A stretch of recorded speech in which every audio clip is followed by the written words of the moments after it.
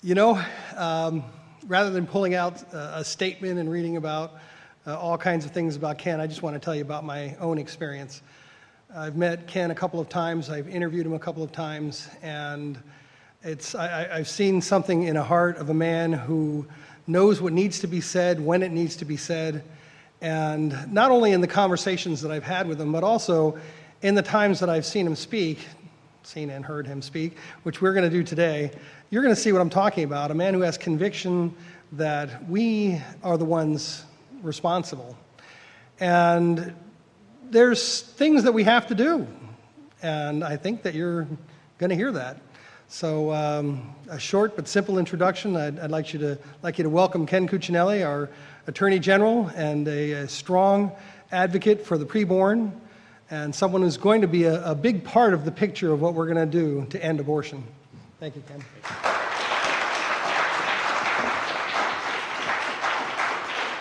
Well, good morning. I would note, if recollection serves, and I think it does, that 2 Chronicles 7 doesn't say everyone has to pray.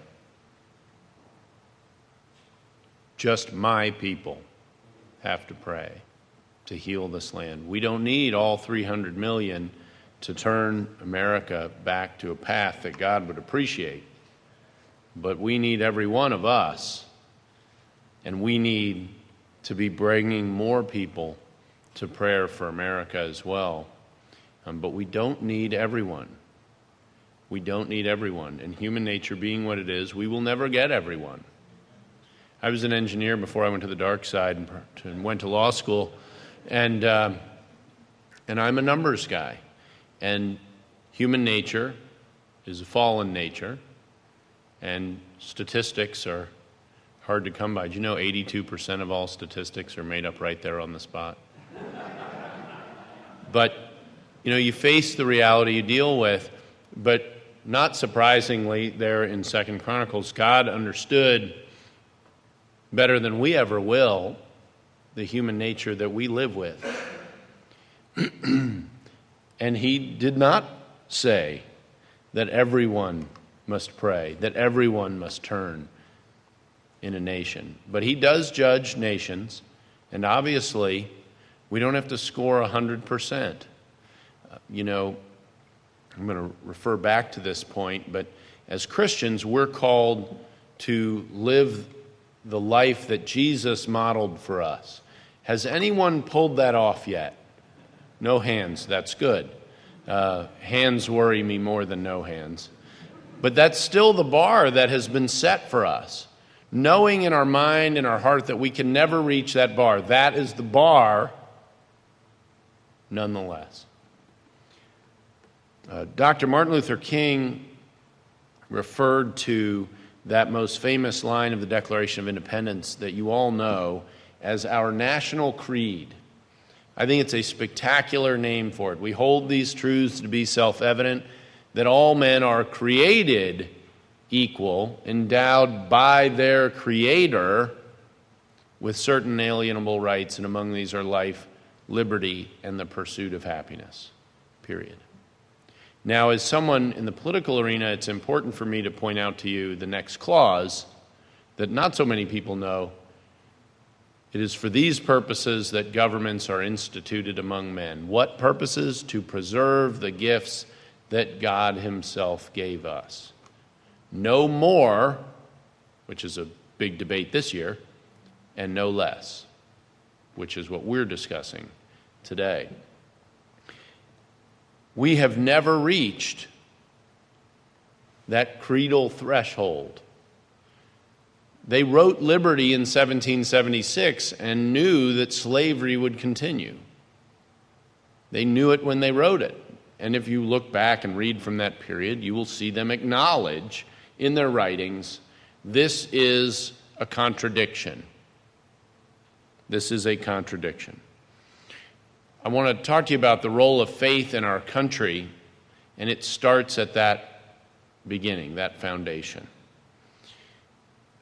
If you read from the founding period, and I don't even have to point you to anything in particular, you almost can't escape it if you take the time to pull something from pick your writer. be it the Federalist Papers, and James Madison, Patrick Henry's, any of his speeches. We're thick with these folks in Virginia, Northern Virginia. I was at Mount Vernon last night. George Mason, also from Fairfax. We are blessed in Virginia to have a history we can point to right here, where this foundation was thought through by people like George Mason, written by people like Thomas Jefferson, and fought for by people like Patrick Henry. There's no question they all understood that faith had a role in our nation. It was presumed when they wrote the First Amendment, not that they would have done it differently to protect atheism, but the notion of atheism as a meaningful force in society was absolutely foreign to them.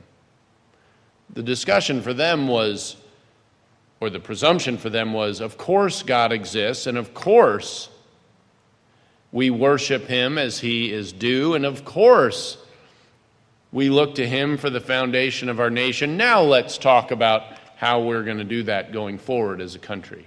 All of those assumptions were built into their thinking and the design that they put in place for us. Well, what about now? Back then, you couldn't have seriously run for office if you weren't understood to be in your community a person of faith, at that time a man of faith. Didn't mean you had to be the pastor, it didn't mean you had to wear it on your sleeve, but the people you had grown up with and who lived in your community needed to know that your foundation began with God himself. Or in most parts of America, you would have effectively disqualified yourself as a practical matter in running for office. Well, now look at today, and it is just about exactly the opposite. Those people who take their faith seriously are viciously assaulted for it in the public arena. You know, I went to a debate between George Allen and Tim Kaine in July. I was roughing it there at the Homestead, and my fellow Catholic, Tim Kaine, was attacking George Allen for his support at various times for pro-life measures. And setting the substance of it aside, it was pretty painful to me to watch. It was pretty painful to me to watch. So what is his priority? Put differently, what isn't his priority? What isn't his priority? What is he willing to sacrifice to win that race? You try to be faithful in the public square today, and you invite those sorts of attacks. And it's more for those of us on the right than on the left. They get a pass for everything along these lines.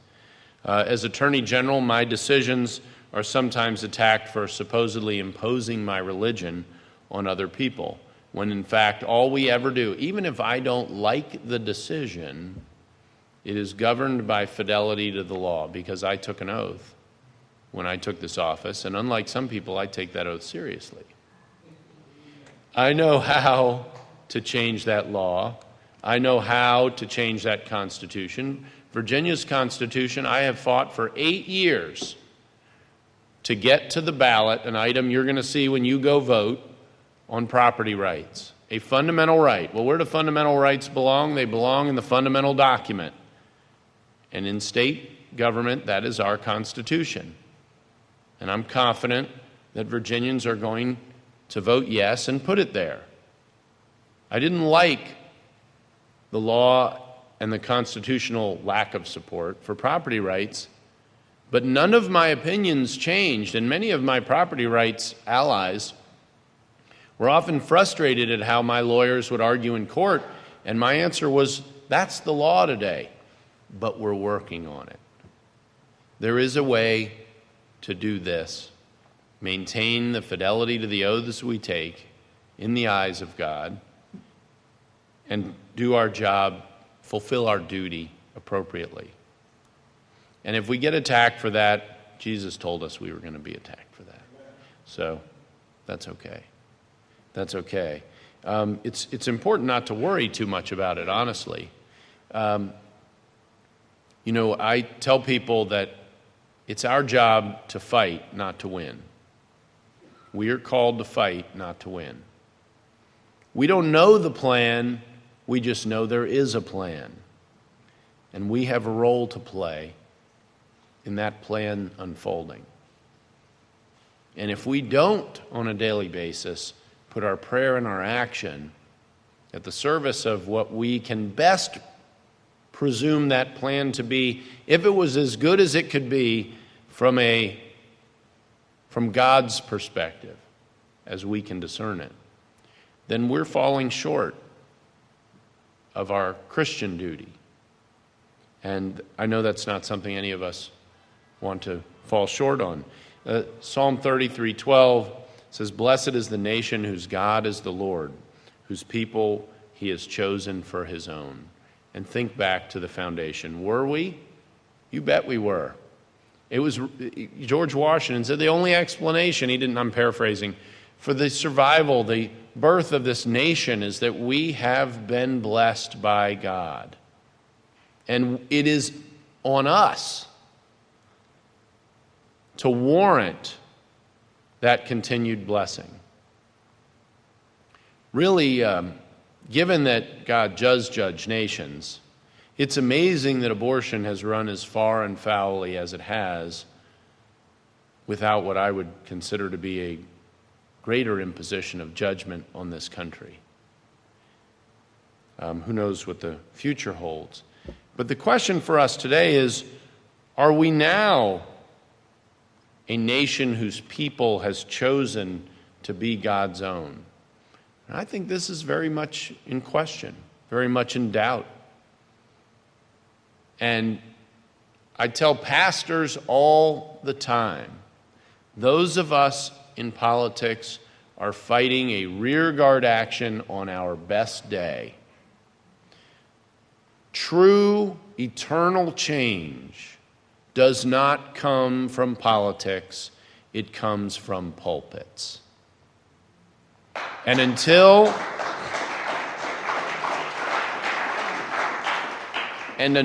our pastors and our churches have the courage of the convictions they say they believe, we will be very much in doubt as a nation. One of my great frustrations as a Catholic, present company accepted, is how soft and weak the leadership of my church has been. They have, for decades, lobbied government to do this and to do that, all of which should be done by the church if they're done at all in society. And so over time, they have made themselves out to be nothing but the largest special interest group in America.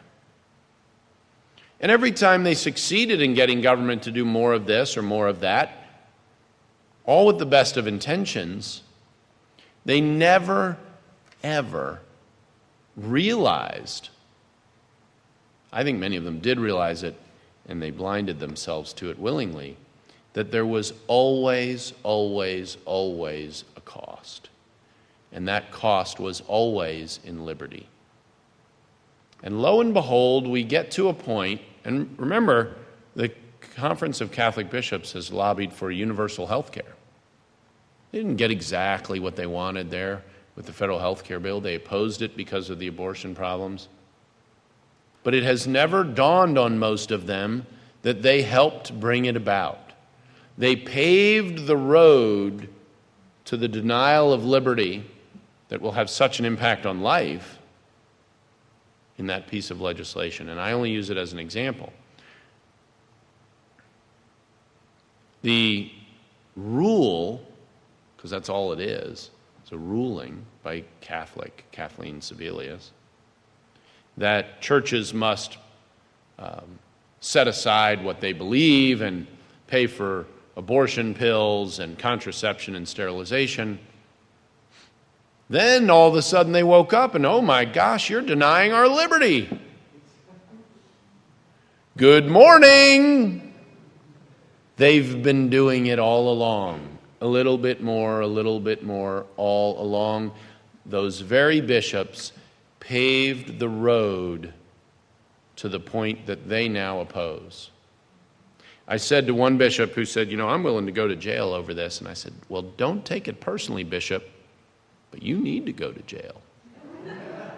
And we need a few more bishops to go to jail. One of the most powerful letters ever written in American history was written from a jail in Birmingham. It is a place of accomplishment in this arena, not of shame. The shame is not for the person in the cell. The shame is for how he got there, for the society that put him there. George Washington, I was at Mount Vernon last night, so I have lots of favorite founders, so to speak, but I'm in a George Washington state of mind, and he said that mankind, when left to themselves, are unfit for their own government. He said that in 1786, before the Constitution was written, even drafted. During the Revolutionary War, one of his troops asked him if he thought that God was on our side, and he said, it is not that God should be on our side, but that we should be on his. That's why they were blessed then. Lincoln commented during the Civil War about both sides praying to the same God, and everybody was lobbying them to be on his side. And Lincoln made the point that George Washington made, we need to focus on being on his, which I actually think turned his heart substantially with respect to slavery, is thinking about God's view of it. It's powerful. And if you let it be the priority in your life, it changes things. It changes everything. Everything. It's ironic to me that many pastors don't make it the priority in their life. Say, if I push on this, I'm going to lose 1/3 of the tithing, in parentheses, members of my church. They don't say that, but they think it. We get the same version in the Catholic Church, where they're not on a commission basis. You get paid the same thing regardless, but they still want to keep those people in the pews. But is the goal to have them there or to have them going somewhere?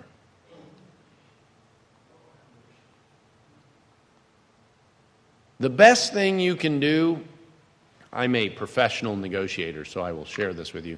The best thing you can do to lower the price of a car is walk off the lot. The truth does not know of softness.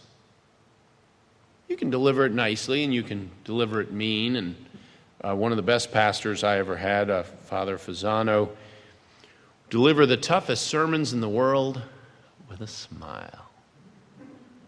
It was something I learned. I try to emulate. I don't always succeed. But it's an outstanding point, and there's no reason not to. If you are trying to put yourself, and we're all open to making mistakes, if you are trying to put yourself on God's side instead of wandering along, and this is very American. How American is this? We want it all our way, right? It's thy will be done, not my will be done. Sounds the same, it even rhymes. I'm half Irish, I look Italian, but I've got the Irish in me. Americans are my will be done. God is thy will be done. And we lose sight of that. It's so like our culture to have a my will be done attitude instead of a thy will be done attitude. The notion, particularly to Americans, of subjecting your will to anyone or anything is offensive. I think that's probably the accurate description. But if those are the guideposts of your life, they aren't for part of your life. You don't live inconsistent with them. Thomas Paine said that the cause of America is in great measure the cause of all mankind. Where, say some, is the King of America? I'll tell you, friend, he reigns above. Don't hear a lot of that today. Don't hear a lot of that today. I mean, when one of the two great political parties boos putting God back in the platform, it isn't just that they have a problem, we have a problem. We have a problem. That doesn't just happen in one arena in Charlotte. The culture of a country has to go a long way down from 1776 to get to that point. And even Benjamin Franklin's lightning rods aren't going to save you from that one. How far we have fallen. Today we're debating what a family is. Whether we're going to let individual people decide to take the lives of other individual people. I go back to the presumptions of the founders. Think of the presumptions. If you had thrown out, well, what different types of marriage do we want? They'd have looked at you like you had three heads. What are you talking about? What are you talking about? And should we let parents, and now we're just at mothers, of course, decide whether children get born? They'd have looked at you like you had five heads. It took a long time to get the culture of this country to the point of coarseness where that was just acceptable, not even acceptable, but expected. Expected. And it's worth noting as we talk about these issues that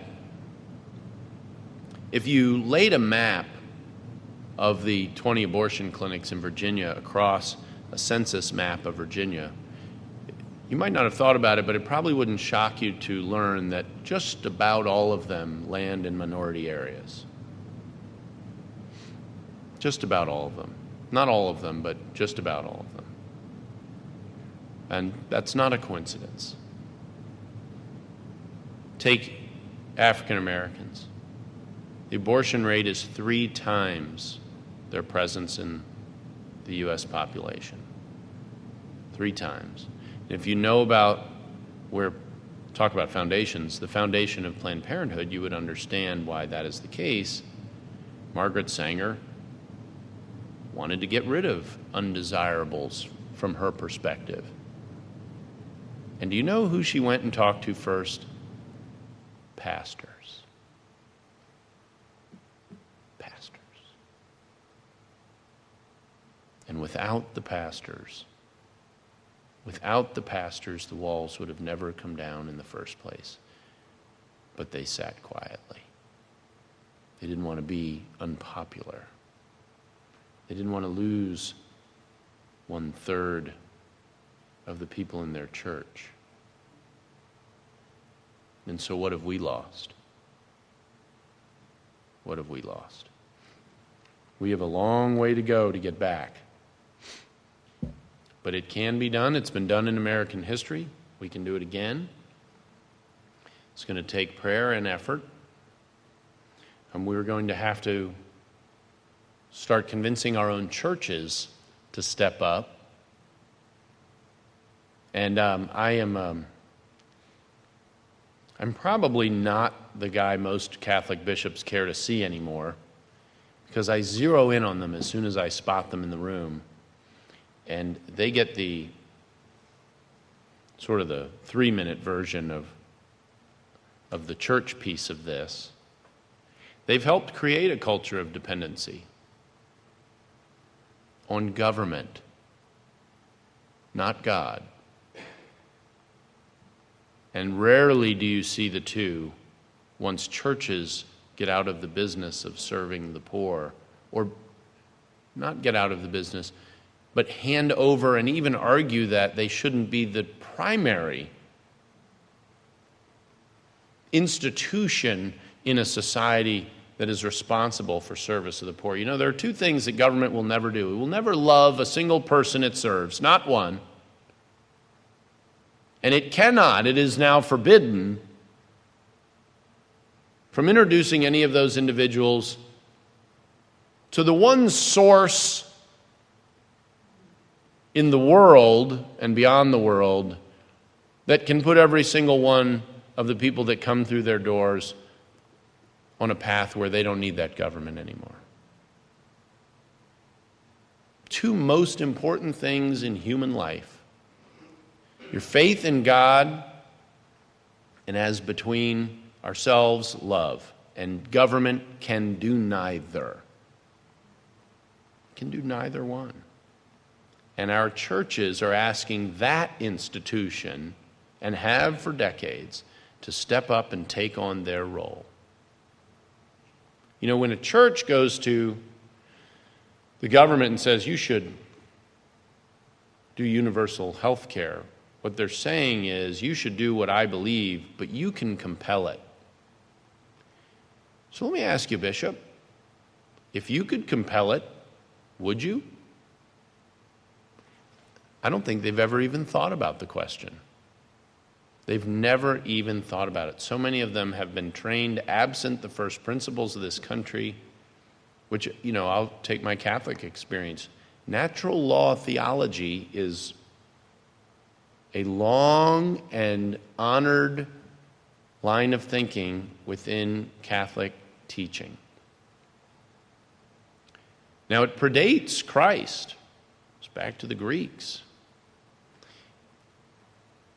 But in applying the reason God gave us to the world, it is the best application of faith to governance because it comes from God. That shouldn't surprise anyone. But it's also just worked the best. To be an engineer for a moment, it has just worked the best. People ask me about, well, you know, why not gay marriage? Look, let's start with the foundation. The farther away from the foundation you move, the worse things get. We are a natural law country. Natural law is a gift from God. It's kind of wrapped up. It's written on our hearts. It's high-minded, hard to talk about on a street corner. But it has never failed. Never is an eternal word. What else is eternal? Well, there's only one thing I can think of. Only one thing. And as a nation, we need to get back to that path. We need to pray for this nation and its leaders, all of them, whether we agree with them or not. No one is beyond redemption. No one is beyond changing their hearts and minds. And we need to fight our battles that way. We need to govern our speech that way, and with that in mind. That's hard for me. I'm a red meat guy by nature. But there's always somebody in a room who needs Project Rachel. And we talk about battles and wars, but our goal isn't to eliminate the other side. It's to convert them. That's what we're called to do. And it's a lot harder than winning elections, and it's a lot more uncomfortable than meeting with people we know we're going to agree with. And it takes a lot of self-discipline. But the greatest source of leadership in that course has to come from pulpits. So If you want a target for your pushing as you leave here today, it's your pastor. It's your church hierarchy so much as you talk to the rest of it. And trust me, I practice what I preach. I sometimes feel for Bishop Laverde when he has to deal with me. But he's a flat line kind of a guy. He never gets too far up, too far down. But he's pushing in the right direction. I'd push harder than any of them, but there are institutional differences. And so I'll just keep pushing them, and I'm sure God will work out the final end point, as he does for everything. But my last thought for you, when you go out to and think about how to advance this cause, the cause of life, and to reinstitute a reliance on faith across all aspects of our society, it would be to remember that your job is not to achieve any particular goal, it is to serve a particular end. Jesus didn't win as things were measured in his day. He lost. And he changed the world in how he lost. There are a lot of ways, many of them beyond our ability to comprehend, that God can achieve the goals that he has in this world. We need to, as enthusiastically as we can, plug ourselves into that plan as best we can figure it out. There's no answer key laying around. There are some things rather obvious. We should protect life. We should protect families. Some things are pretty easy, which is, again, the natural law foundation brought to the real world. My mission statement as a political person is to advance the founder's vision in the 21st century. That's my political life summed up in a very short sentence. My thought for you, because you're in different places in your own lives and in your ability and your position to go and have an impact. So the one message that I would most want to leave each of you with, as I leave you, is to remember that you are not called to win. That is not your responsibility. You are called to fight. So I'm glad you're all in it with me. I'm proud to be in it with you. God bless every one of you, and thank you for having me.